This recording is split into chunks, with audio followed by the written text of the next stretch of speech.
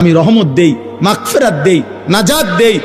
এক একটা নেকিকে আমি 70 গুণ না, শুধু হাজার লক্ষ কোটি গুণ নেকি বাড়ায়া দেই।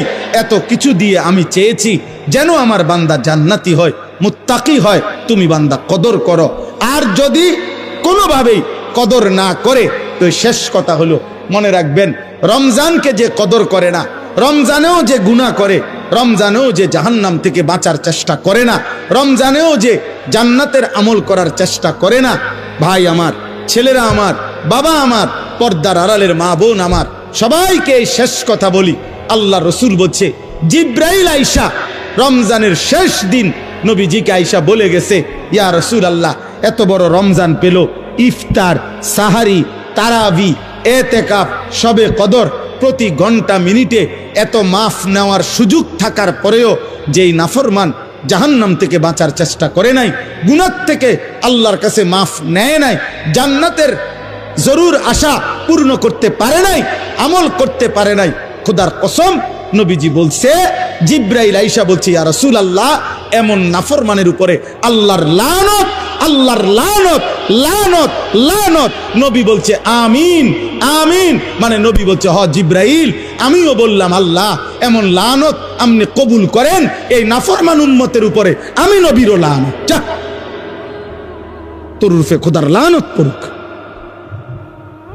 যা, এত বড় রমজান তুই এখনো বিড়িয়ে খাস, এত বড় রমজান নাফরমান তুই আজও ওজনে কমে দে। তোর কিস্তি শেষ হয় না, সুদে শেষ হয় না, তোর নর্তকী দেখাই শেষ হয় না, তোর উলঙ্গ ছবি দেখাই শেষ হয় না, তোর জিনা ব্যভিচারে শেষ হয় না। তুই বেটি গত 11টা মাস বাজারে বাজারে ঘুরলা, এখনো রমজান, রমজান আইজও তোমার জুতা কিনা, 3 পিস কিনা শেষ হয় না। যা, গুনাহ থেকে বাঁচতে যেহেতু পারলাই না, জাহান্নাম থেকে বাঁচার চেষ্টা করলাই না, তো জিব্রাইল বলছে আল্লাহ তার উপরে লানত দিছে, জিব্রাইলও লানত দিছে। নবী বলছে আমিন, আমিও দিলাম। যা, তোর উপরে খোদার গজব পড়ুক। এরপরে এই নাফরমানকে বাঁচাবে কে? হ্যাঁ বলেন? অতএব বাবা, তামসা করো, কোনো অসুবিধা নেই। আমাদের সামনে মাহে রমজান, আমাদের সামনে মাহে রমজান। আল্লাহ তাআলা বলছে, ইয়া আইয়ুহাল্লাযীনা আমানু, হে ঈমানদারগণ, তোমরা আমার, পৃথিবীর আর কেউ শুনুক আর না শুনুক, মুমিন, তুমি বলতেছো তুমি মুমিন, তুমি বলছো তুমি মুসলমান, তোমার মুখ দিয়ে তো তুমি লা ইলাহা ইল্লাল্লাহ বলতেছো, তোমার মুখ দিয়ে তুমি মুহাম্মাদুর রাসূলুল্লাহ বলছো। অতএব আমি তোমার কাছে চাচ্ছি, কুতিবা আলাইকুমুস সিয়াম, তোমাদের জন্য আমি রোজাকে ফরজ করলাম, কামা কুতিবা আলাল্লাযীনা মিন ক্বাবলিকুম, তোমাদের পূর্ববর্তী ঈমানদারদের উপরেও আমি রোজা ফরজ করেছিলাম। কেন? লাআল্লাকুম তাত্তাকুন।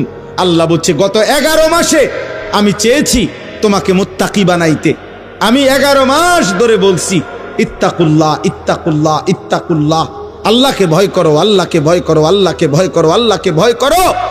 কিন্তু কোনো পাত্তা দিলা না বান্দা, কোনো পাত্তা দিলা না।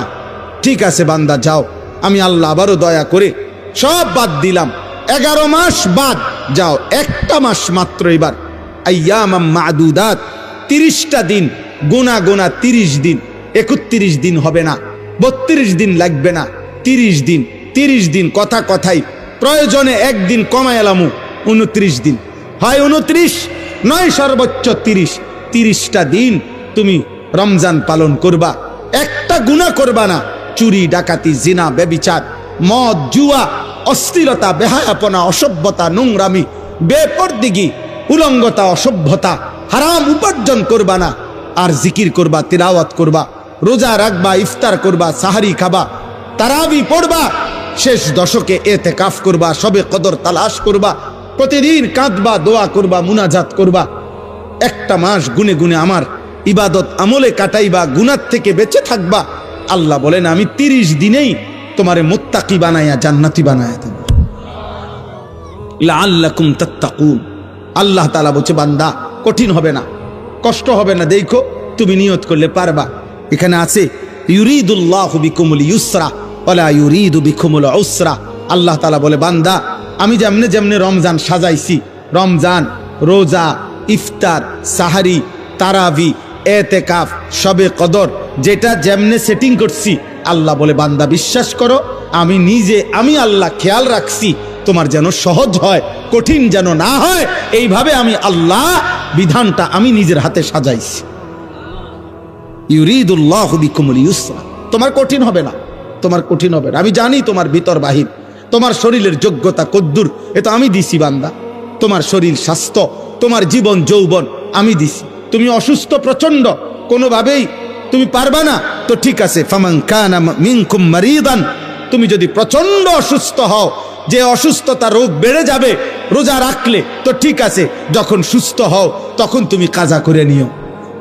আল্লাহ বলছে লম্বা পথ সফর করবা, তোমার কষ্ট হবে, মুসাফির, ঠিক আছে, তুমি ওই সময় রোজা ছেড়ে দিও, অন্য সময়ে যখন বাড়িতে থাকবা কাজা করে নিও।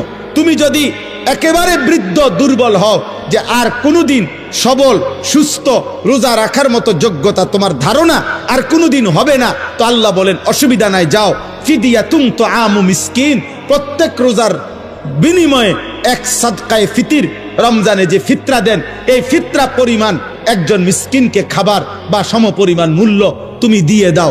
আল্লাহ বলেন সব রকমের সুযোগ রাখছি। প্রচন্ড দুর্বল হলে কি করবা, মুসাফির হইলে কি করবা, একেবারে বৃদ্ধ হইলে কি করবা, এইভাবে গর্ভস্থিত নারী যার গর্ভে বাচ্চা আছে তার জন্য কি করতে হবে, আল্লাহ তাআলা বলেন আলাদা আলাদা করে বলছি, কঠিন কিছু বলি নাই। সন্ধ্যা থেকে নিয়ে সুবহে সাদিক পর্যন্ত খাও, পান করো, স্বামী স্ত্রী মিলামেশা করো, সুবহে সাদিক থেকে সূর্যাস্ত পর্যন্ত শুধু এটুকু সময় খাদ্য খাবার থেকে বিরত থাকো। শেষ দশক এতেকাফের চেষ্টা করো, বেজর রাত্রিগুলো সবে কদর তালাশ করো, গুনাহ কইরো না। বাজারে তো সারা বছরই যাইতে পারবা, কাপড় লুঙ্গি শার্ট শাড়ি থ্রি পিস জুতা এ তো সারা বছরই কিনতে পারবা। একটা মাস আমি রহমত দেই, মাগফিরাত দেই, নাজাত দেই, একটা নেকিকে আমি 70 গুণ না শুধু হাজার লক্ষ কোটি গুণ নেকি বাড়ায়া দেই। এত কিছু দিয়ে আমি চেয়েছি যেন আমার বান্দা জান্নাতি হয়, মুত্তাকি হয়। তুমি বান্দা কদর করো, আর যদি কোনোভাবেই কদর না করে তো শেষ কথা হলো, মনে রাখবেন রমজানকে যে কদর করে না, রমজানেও যে গুনাহ করে, রমজানেও যে জাহান্নাম থেকে বাঁচার চেষ্টা করে না, রমজানেও যে জান্নাতের আমল করার চেষ্টা করে না, ভাই আমার, ছেলেরা আমার, বাবা আমার, পর্দার আড়ালের মা বোন আমার, সবাইকে এই শেষ কথা বলি।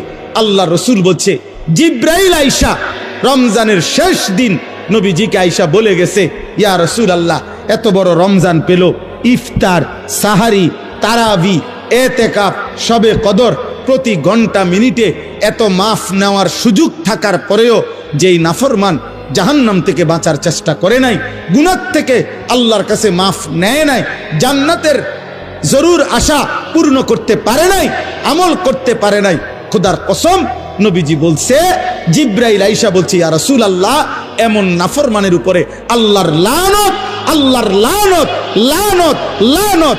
নবী বলছে আমিন, আমিন, মানে নবী বলছে হ জিব্রাইল, আমিও বললাম আল্লাহ এমন লানত আপনি কবুল করেন এই নাফরমান উম্মতের উপরে, আমি নবীরও লানত, যা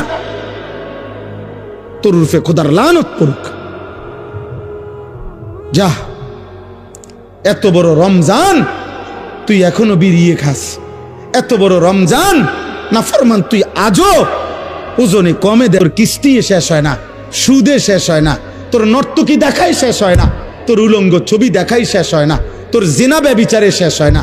তুই বেটি গত 11টা মাস বাজারে বাজারে ঘুরলা, এখনো রমজান, রমজান আইজও তোমার জুতা কিনা থ্রি পিস কিনা শেষ হয় না, যা। গুনাহ থেকে বাঁচতে যেহেতু পারলাই না, জাহান্নাম থেকে বাঁচার চেষ্টা করলাই না, তো জিব্রাইল বলছে আল্লাহ তার উপরে লানত দিছে, জিব্রাইলও লানত দিছে, নবী বলছে আমিন, আমিও দিলাম, যা তোর উপরে খোদার গজব পড়ুক।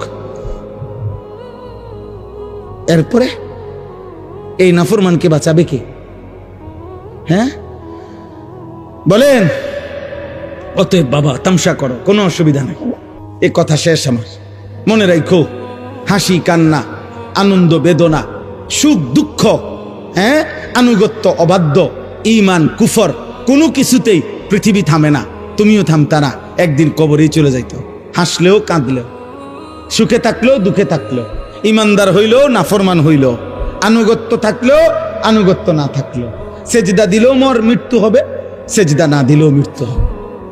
সেজদা দিতে দিতে আব্দুল কাদের জিলানী হইলেও মৃত্যু হবে, নাফরমানি করতে করতে ফেরাউন নমরুদ হইলেও কি হবে? খালাস, অসুবিধা নাই, কোনো অসুবিধা নাই। চলো ভাই, কারো জন্য পৃথিবী থামে না।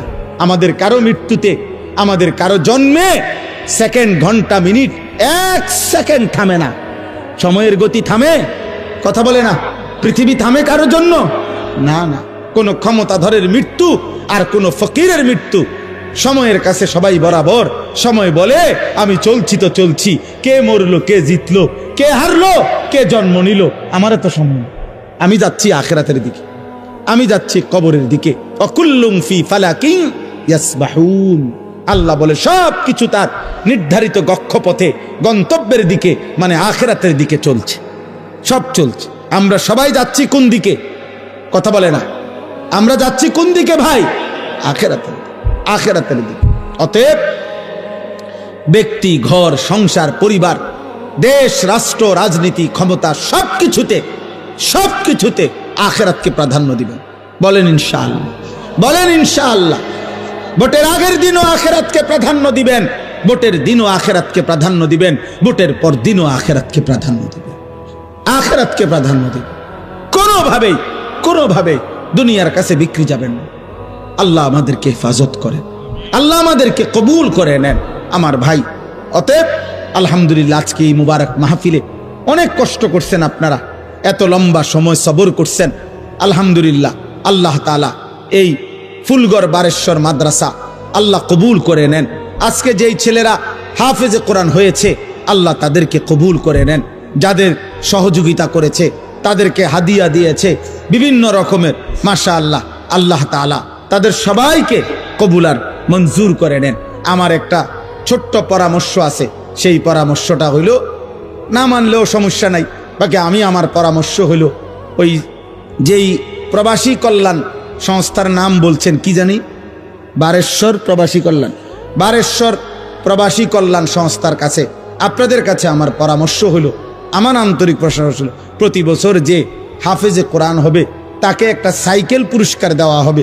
সাইকেল পুরস্কারের সাথে কোরআনের হাফেজের কি সম্পর্ক আমি এটা বুঝলাম না, আমার এটা মাথার ধরল না।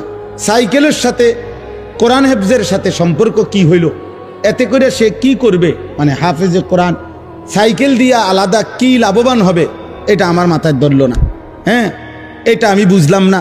এই জন্য আমার পরামর্শ হলো, কোনো হক্কানি মুত্তাকি আলেমে দিন থেকে পরামর্শ নিয়ে আপনি জেনে নেবেন যে কোনো তালেবে এলেমকে, কোনো মাদ্রাসার ছাত্রকে, কোনো হাফেজে কোরআনকে কি পুরস্কার দিলে তার উত্তম হবে, তার সারা জীবনের এলেম অর্জনের জন্য কাজে লাগবে, পড়ালেখার জন্য কাজে লাগবে।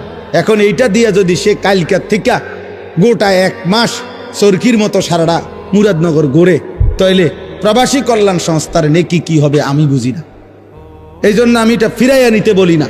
আমি এবার তো দিছেন আলহামদুলিল্লাহ, কিন্তু উনি বলছেন প্রতি বছরেই একটা সাইকেল দিবে না। পৃথিবী যদি সবাই আপনার যেই সম্ভাবনা দেখা দিছে বাংলাদেশে, যেই প্রতিশ্রুতি এইবার নির্বাচনকে সামনে রেখে, আমি তো ধারণা করতেছি 13 তারিখ যেই জিতক 12 তারিখ প্রত্যেকের হেলিকপ্টার দিবে। বুঝেন নাই কথাটা? তাইলে তখন তার সাইকেল কাজে লাগতো না। এই জন্য তালেবে এলেম, এটা নিরুৎসাহিত করছি না, আপনারা পুরস্কার দিবেন, হাদিয়া দিবেন, কিন্তু আলেমে দিন থেকে মশওয়ারা করে দিবেন। অর্থাৎ যেন ওই বাচ্চার আজীবন তার এলেমের কাজে লাগে, পড়ালেখার। এমন সুন্দর কোরআনুল কারীমের 2 সেট 10 সেট তাফসীর হইতে পারে, যেটা তার দাওরায়ে হাদিস একবারে শেষ পর্যন্ত আজীবন তার পড়ালেখার কাজে লাগবে। রাসূলুল্লাহ সাল্লাল্লাহু আলাইহি সাল্লামের হাদিসের অনেক কিতাব, তাকে 30,000 টাকার কিতাব দেন, তারে 20,000 টাকার কিতাব কিনে দেন, যেটা সে আজীবন কি করবে? পড়ালেখা করবে। হ্যাঁ, আমার ছেলে হাফেজ হইয়া পুরস্কার পাইছে তাফসিরে তাওজিহুল কোরআন। তো আমি একদিন আমার বাসার এই তাফসির আমারও আছে, তা আমি আমার একটা খণ্ড পাচ্ছিলাম না, খুঁজেই পাচ্ছি না। 2-3 খণ্ড, আমার একটা খণ্ড আমি পাই না, ওই খণ্ডটাই তখন আমার দরকার। আমার ছেলে আমারে দৌড়াই এসে বলছে, আব্বু আমি যে পুরস্কার পাইছি এইটাই তো তাফসির, তাহলে আমি এটা খুলে দেই আমারটা। তাহলে হে, তার প্যাকেটিং করা ছিল, ওইখান থেকে খুইলা আমার এটা দিছে আব্বু এটা, তাহলে আমি তখন পড়লাম। আমার অনেক কিতাব আমার সন্তান পড়ে, আমার সন্তানের কিতাবও আমি পড়ে আমার উপকার হয়েছে।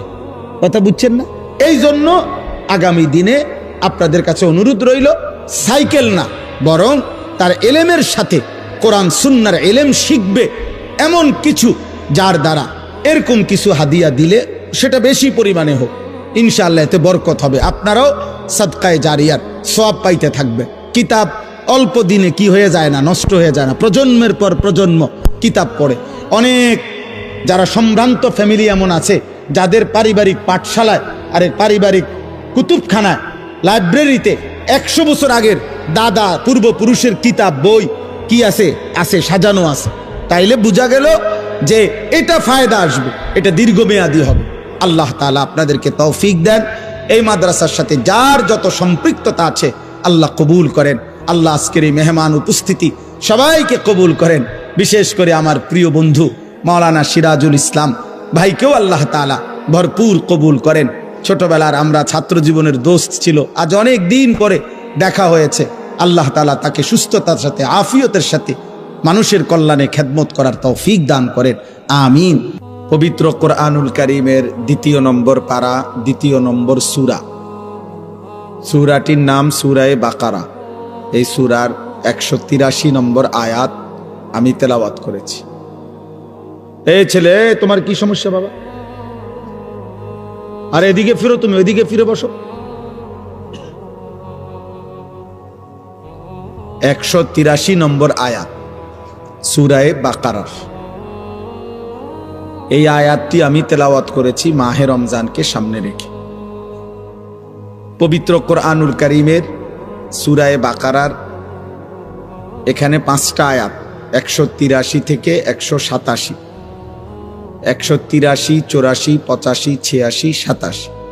এই মোট 5টি আয়াতে রমজান, রোজা এবং রমজানের সাথে প্রাসঙ্গিক শরীয়তের বিধিবিধান, আল্লাহর বিধিবিধান আল্লাহ তাআলা বিস্তারিত এখানে উল্লেখ করেছেন।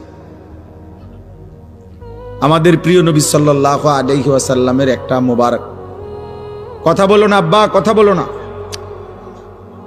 ছেলেরা তোমরা একজন আরেকজনকে বুঝায় বলো, ভাই কথা বলতে দিও না। যে কোনোভাবে কথা থামে না তারা বাইর করে দাও, বাইরে ছেড়ে দিয়ে আসো, যায় ধরে আলগি দিয়ে 4 জনে ধরে। আমি ব্যক্তিগতভাবে কোনো প্রার্থী না, আমার কোনো ভোটে কোনো আমি প্রার্থী না, অতএব আমি আগের থেকেই ব্যাপক জনসমর্থন কখনোই প্রত্যাশা করি না। কারণ আমি তো আর ভোটে দাঁড়াইছি না, কাজে আমি এত অনেক জনসমর্থন আমার দরকার এমন কিছু না। আমি একটা দিল থেকে সবসময় ভাবি আল্লাহর কথা একজনকে বললেও নেকি হয়, তার আমার নেকি দরকার, তো সেটা অল্প মানুষকে বললেও সমস্যা কি। কিন্তু গাফেল মানুষ, ফালতু মানুষ, অমনোযোগী মানুষকে 1000 বছর বললেও লাভ হয় না। যেই কলস উল্টানো, যেই জগ উল্টানো, উল্টানো কলসিতে 1 সাগর পানি ঢাললেও এটা কোনোদিন পুরবে না, কারণ এটা তো কলসটা কি উল্টা। নবী সাল্লাল্লাহু আলাইহি ওয়াসাল্লাম এটা হাদিসে বলছেন, কিছু মানুষের অন্তর উল্টান কলসির মতো, কালকুজে মিরবাদান, উল্টানো কলসির মতো। নবীজি সাল্লাল্লাহু আলাইহি সাল্লাম বলছেন, মানে কলস উল্টান, দিলটাও উল্টান। এবং নবীজি বলছেন শুধু উল্টানো কলস না, বরং কলসির উল্টা পিঠে আলকাতরা দিয়া মাইখা দিছে, যাতে করে 1 ফোঁটা পানিও না জমে, পিছলা হয়। তো নবীজি সাল্লাল্লাহু আলাইহি সাল্লাম বলেছেন, কিছু নাফরমানের অন্তর আল্লাহর অবাধ্যতা করতে করতে তার দিল উল্টে যায়।